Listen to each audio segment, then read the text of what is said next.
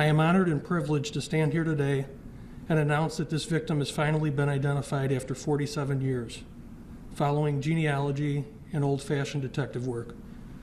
On May 14, 2024, adoption records positively identified the female as JoAnn, known to her family as Vicky Smith. Hi everybody, welcome back. And if you're new, welcome. My name is Gabby, and if you've never been here before, never watched any of my videos, have no idea what I do here on my channel, I cover true crime cases, and all the cases that I cover are a little bit older. They're all basically 20 years or older, so if that's something that you might be interested in, maybe go down below, click that subscribe button, and also make sure to turn on the post notifications to be notified every time that I upload. So today I have some positive news to share. As you can tell by the title of this video, Grundy County Jane Doe, also known as Jane Seneca Doe, has officially been identified. I covered her case on May 14th of last year, and in the title of my video I said, could they be close to finding out who she was? And they definitely were. I've been keeping everyone updated about this case in my community tab here on YouTube and also over on my Facebook page, and I have received quite a few people reaching out to me asking me if I'm going to do an update video, and of course, I always try to do an update video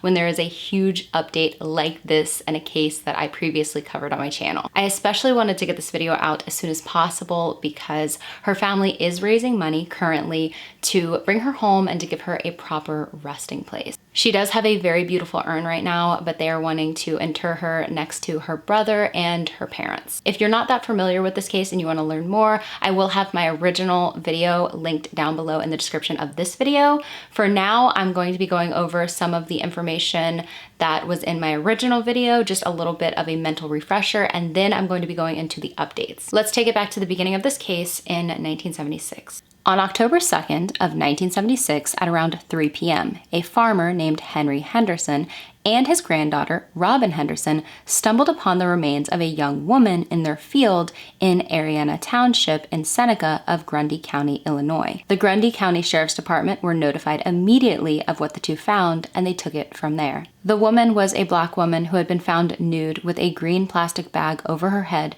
that had been taped shut with black electrical tape. Wrapped around the taped bag was a size large black, white, and red patterned knit sweater.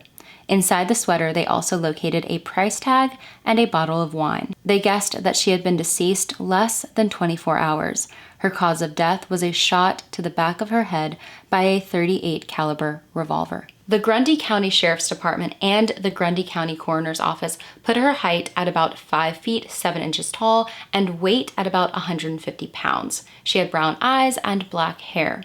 She had a scar on her right hip and a small mark on her lower abdomen that they were unsure if this was another scar or possibly a birthmark. Although her face was categorized as recognizable, meaning there was not much damage or decay to it, the age range that they put her at was between 15 to 27 years old. It was quite difficult for them to narrow her age down at that time. She had no identification on her, and no one was coming forward to claim that they knew her in life, so she was eventually declared a Jane Doe. She was given the name Grundy County Jane Doe, or Jane Seneca Doe. She was laid to rest in the Braceville Gardner Cemetery in Grundy. Her case was at a standstill until the year of 2017 when coroner John W. Callahan decided to reopen it.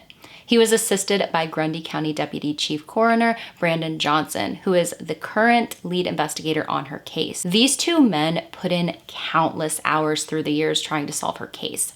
First, wanting to give her her name back, and then, of course, catch her killer or killers. They decided to have her body exhumed to go through with further testing. She was exhumed in mid-December of 2018.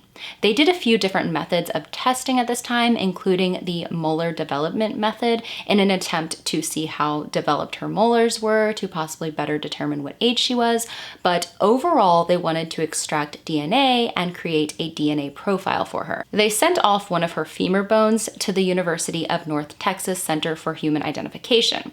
With their help, they were able to create a DNA profile for this Jane Doe. One of the first things that they did is they uploaded her DNA into CODIS, or the Combined DNA Index System, which is a national DNA database maintained by the FBI that allows state and local crime laboratories to store and compare DNA profiles from crime scene evidence and convicted offenders. No match there. Then they decided to move on to genetic genealogy, which is the method of creating a DNA profile after extracting DNA and uploading that profile into a genetic database in the attempt to locate familial DNA. Sometimes with this method, whether they are trying to catch an unknown killer or identify a Jane or John Doe, they will have to create an entire family tree for the person. With the help of the DNA Doe Project, a nonprofit initiative that uses investigative genetic genealogy to identify John and Jane Does, they were able to use the site GEDmatch to locate some of Grundy County Jane Doe's relatives. They mapped out a family tree for her, and they were able to locate a woman they believed to be her half-sister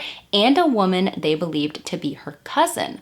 But no one seemed to know who she was. She had a very large family, and they believed that due to this, she could have had close family members that didn't even know she existed. Also, there was the possibility that she had been adopted, so any of her actual blood relatives may have not known who she was. On June 25th of 2024, the Grundy County Coroner's Office released to the public that they have identified Grundy County Jane Doe, and that they're going to be holding a press conference on Thursday, June 27th, to release her identity to the public. On June 27th of 2024, Coroner John Callahan and lead investigator Brandon Johnson led the press conference from Grundy County. On May 14th of 2024, just last month, adoption records verified this Jane Doe's identity. Grundy County Jane Doe, or Jane Seneca Doe, was 20-year-old JoAnn Vicky Smith of Lincoln Heights, Hamilton County, Ohio. She was born Diane Carol Bynum on February 7th of 1956,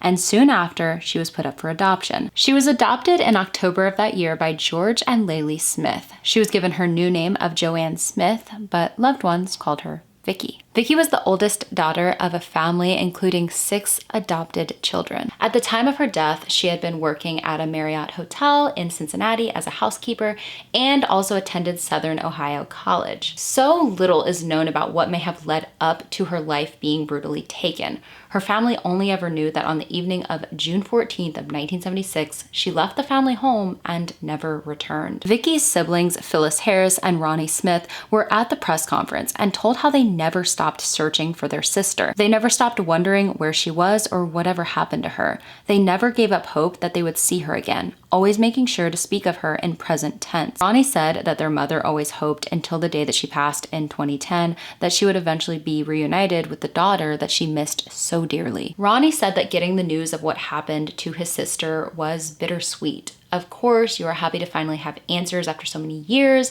but these are not the answers that you longed for. Ronnie was quoted saying, "Bitter because of the awful fate Vicky met, but sweet because we can put closure to this and bring her home." He went on to say, "You always have the idea that it's a possibility she's no longer with us.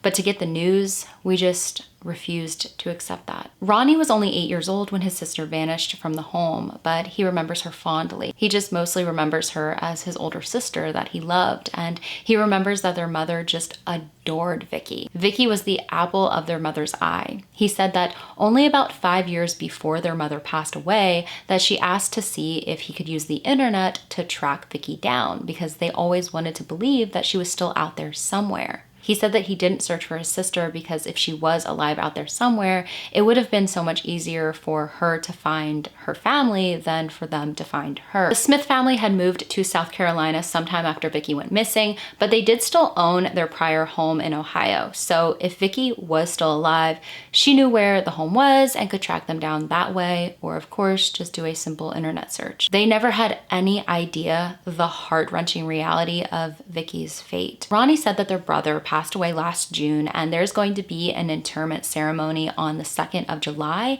and he wants Vicky, their brother, and their parents to be eternally resting next to one another. He said, "That's what she deserves. That's what anyone deserves."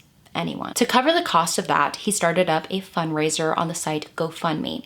On the page, he writes, "Hi, my name is Ronnie, and I am fundraising to have my sister laid to rest in a respectful and dignified manner. She was murdered at the young age of 20 years old in October 1976 when I was only 8 years old. These are the few pictures I have of Vicky and I. She's standing behind me in one and next to me at the White House. She went missing from our tight-knit home in Cincinnati, Ohio, and has been a missing person for 48 years. Our family has had this terrible void of not knowing what happened to our sister, and parents worried until their dying day of not knowing what happened to their daughter. But the mystery has been solved as to her whereabouts. She had been brutally murdered in the state of Illinois about 4 months after she went missing from our home.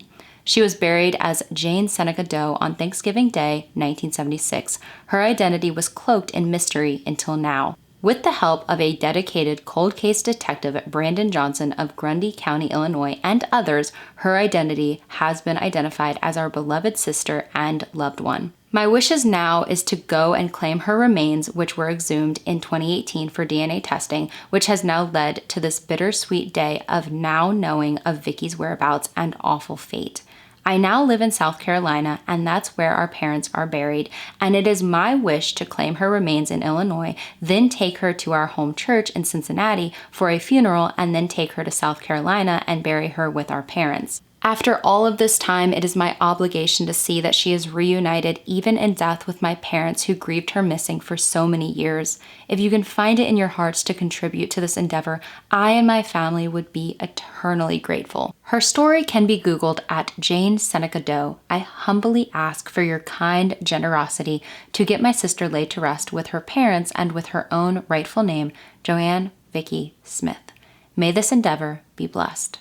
At the time of me filming this video, the fundraiser is at almost $2,100. If you are financially able to donate to this fundraiser, it would be so very appreciated by her loved ones. As DNA Doe Project founder Margaret Press said, at some point, everyone worked on this case.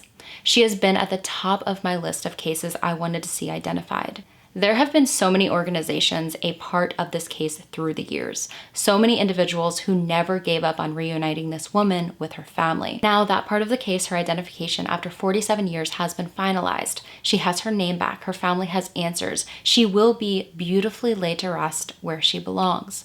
We have to remember though that someone took her life, and this is still an open and active investigation into her murder. If you have any information regarding the unsolved murder of JoAnn Vicky Smith, you are urged to call Deputy Chief Coroner Brandon Johnson of the Grundy County Coroner's Office at 815-941-3359 or email him at bjohnson@grundyco.org. If you do want to watch the entire half an hour press conference, I will have that linked down below in the description of this video. We have to remember that Vicky vanished from her home in mid-June of 1976, and her body was found in a ditch in October of that year. That is 4 months later. She was not believed to be deceased very long before she was found. So what happened in that 4 months? There is more to her story, and people who know what happened to her, whoever was responsible, may still be alive out there today. And we will believe that whoever perpetrated this crime against her, if they're alive, they will be brought to justice. That is our hope and our prayer. Vicky was only 20 years old. She was so young. She had so much going for her. If she were alive today, she would be 68 years old. She deserves justice in this case. Until then, we can only send positivity and love to her family, and of course donate if we can to help give her a proper final resting place. Thank you all for taking a little bit of time out of your day to hear about this incredible update in this case that has been near and dear to so many of us. I hope you all have an amazing rest of your day. Of course, like always, stay safe, and I will hopefully see you in the next one.